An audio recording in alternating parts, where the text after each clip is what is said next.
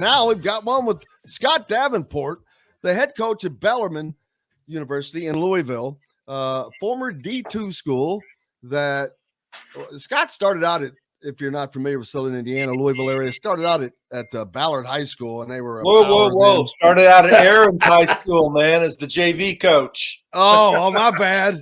Oh. Aaron's, Tell him, Rick.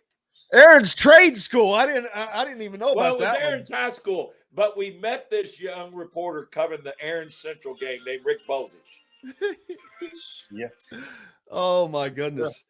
Aaron's is a turned into a trade school down in Louisville, but man, that's going way back. I'm thankful. I don't know all that. That means I've got something. I got something to hold on to, but went on to Bellarmine and turned them into a D2 power. Won a national championship. They were always fighting for a national championship, and then Bellarmine made the decision to go to D1. And the thing that you've done it the same way that you did it when they were Division II. Did you know that besides Purdue has the most players from Indiana of any Division I school? The second school of that is Bellarmine. Absolutely. I think Bellarmine is the second Division I school with the most Indiana players on it. I think do you have 8? Is that right? Yes. Yeah. So Purdue with 9, and then there's Bellarmine. But that you have built your programs through the years that way, not just Indiana, but kind of like Bob Knight did, the region, staying right within the region, and you've been very successful with that formula. Well, to be specific with the Indiana players, they come with poise that I don't think any state in the country can match, because high school basketball is on such a pedestal and they play in incredible environments. So their poise is way, way ahead of the learning curve. I mean, those games all over the state, we've got a signee from Crown Point, but we've had kids from New Albany, Jeff, Providence. I mean, you name it. It's incredible how much poise they play with. And those are guys that probably would not, some of them wouldn't get a chance to play Division I basketball, maybe, especially as close to home as they're getting to. Well, Jim, and I'm, in my opinion, and Rick has his opinion, Jim Coyle has his opinion, the biggest lost art in college basketball is the ability to judge talent. Oh, boy, I agree with you 1,000%. Because now we just go to social media and how many stars and this and that, and we put a huge emphasis on judging talent. And when I say talent, like, for example, carrying is a special talent, not just the metrics, their vertical, their shooting percentage, etc. But I will say this. If I give a corporate talk and I'm asked invariably, how did a team win 9 games in 2005 and then in 2011 win a national championship in Division II? Go Division I in year 2, do something that's never been done in the history of college basketball, win the conference automatic qualifier. How? Well, the greatest recruiters in this program are players. I mean, if Rick at WDRB has a phenomenal team, the next great media member would want to join that team. And they're the greatest recruiters in this program are players. Right. Yeah, I mean, you've built a culture, and I've said this before on the radio here in town. I've written it. You're a difference maker. And I think when there's a lot of great coaches, there's a lot of guys who've achieved a lot of things, but Scott Davenport is somebody who's made a difference. He's changed the way people look at, people respect, people appreciate basketball at Bellarmine. He's built something that's going to last, and he's not done. He's still, in the growing, achieving stage. And you've gotten more. Mike Lepresti, I know, did a great article about you at NCAA.com, and you've gotten a lot of plaudits here in town. But you're sort of one of the great unknown secrets in college basketball, and people need to understand that. Hopefully this opens it up more people in Southern Indiana to say you're somebody who's done something like that. Well, Rick, no, I'm not embellishing this, but from you, that does mean a lot because, I mean, you have literally been there every step of the way, every step of the way. I will say this. The first lesson you ever learn in coaching is there's more than one way to be successful. And I cannot be Coach Crum. I cannot be Coach Patino. You have to be you and use the word culture. And a lot of people do. And I'm not being argumentative, and that's fine. But what we stress here is the word program, which, in my opinion, by definition, means you have a plan. And our plan is academically, it's athletically, it's socially. And this is told to every single person. Then you recruit players who want to become you, not they want you to become them. But I will say this. Coach Calipari was incredible last night and taking the NCAA to task. And boy, do I appreciate that because, he has a very strong voice in college basketball. But on March the 8th, we won the ASUN Conference Tournament Championship. And that's incredible. In year 2, I mean, it's incredible.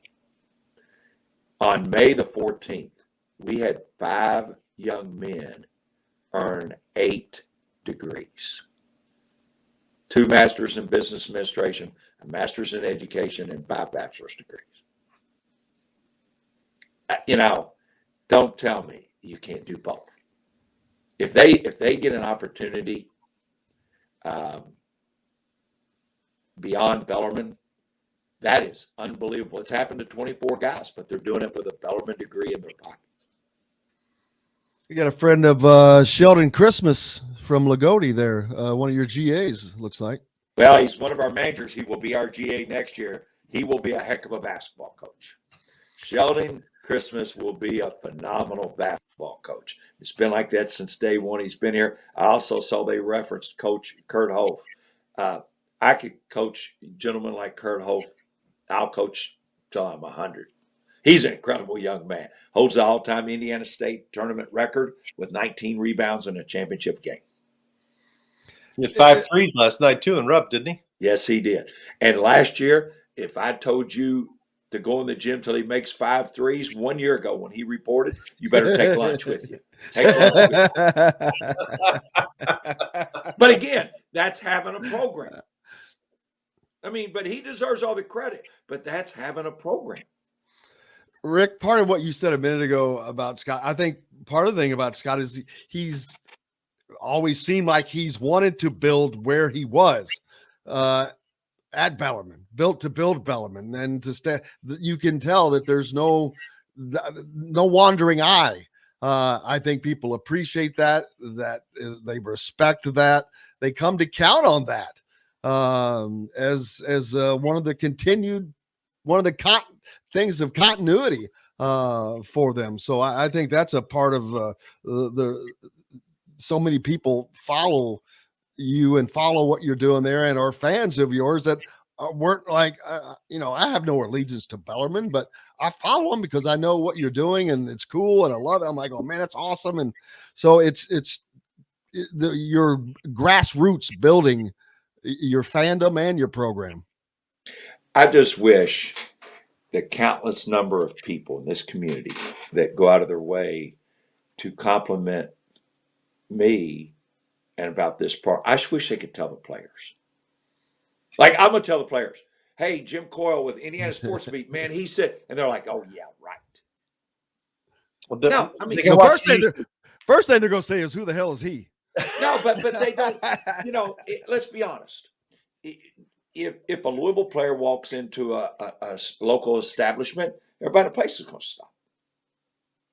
And that's not going to happen with a Bellarmine player.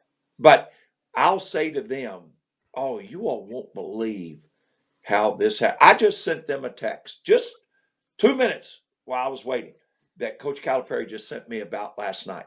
I just shared it with our whole team. My phone's blowing up right now with all the acknowledgement. And I just wish all the people that say things to me could say it to them. I mean, they hate it. They are old school. They live in this gym. They embrace it. We went to Poly Pavilion.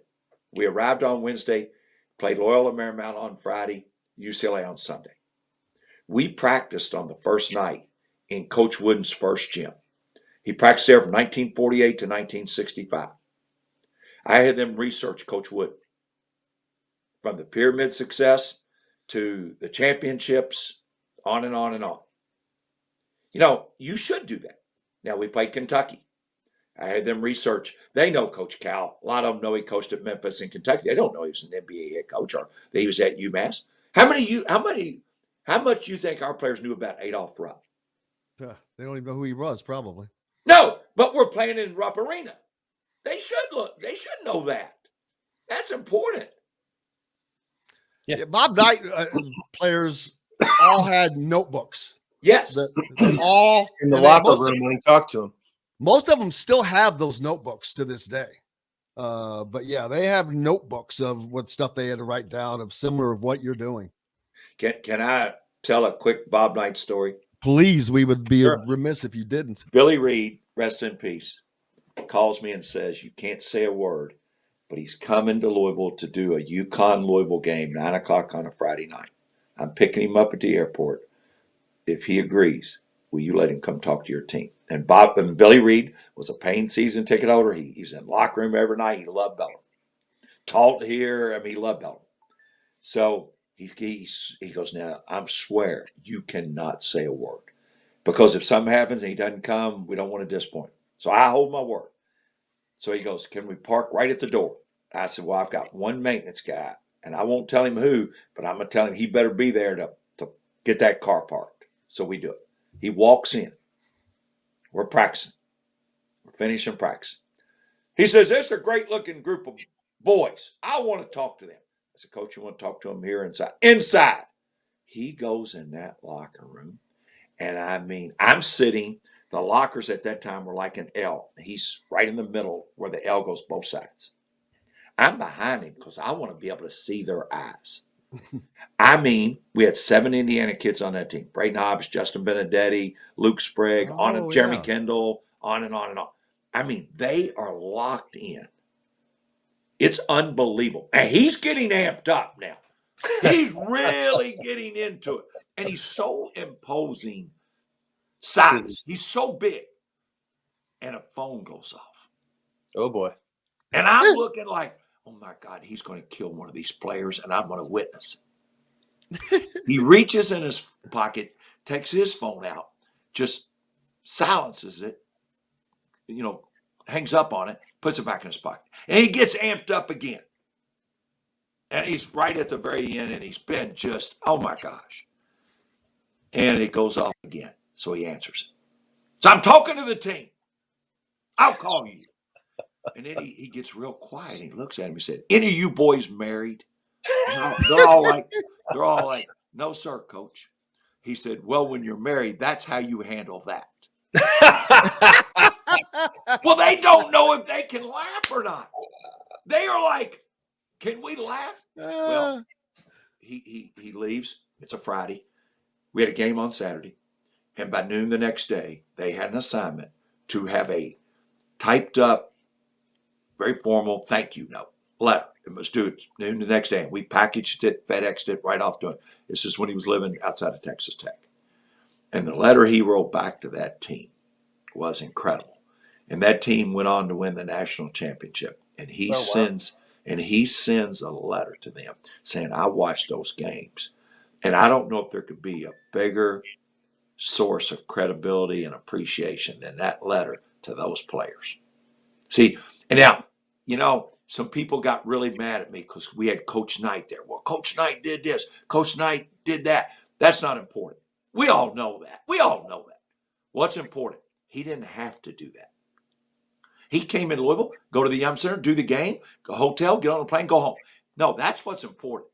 He wanted to go make a difference with young people. He did not have to do that. That's what's important. Now, the content, oh my gosh, it was incredible. He was so good. He always is.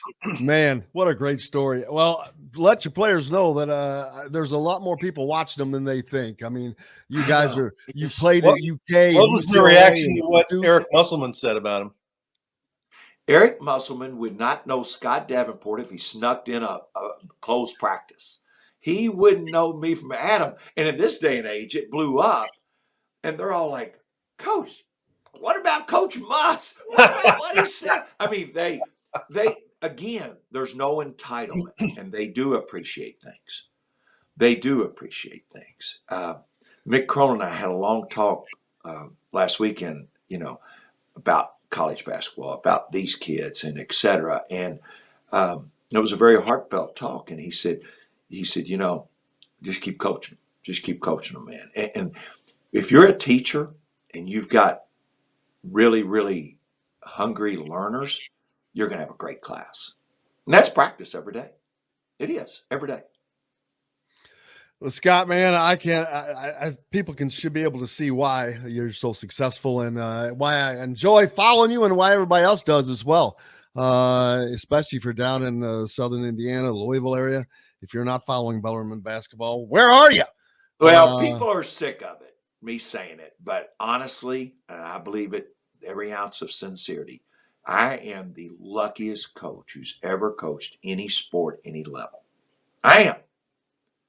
Well, I know they love you. They love you, My mother man. passed away 13 years ago, and right before she passed away, she said, Scotty, if you really, really, really work hard, and she came from nothing and owned her own business for 43 years, and she said, you might get a real job and make something out of yourself. and I've never had a job because a job would be a vocation. Think of that. Man. That's a vocation. I've had an advocation being for those young people because people did that for me.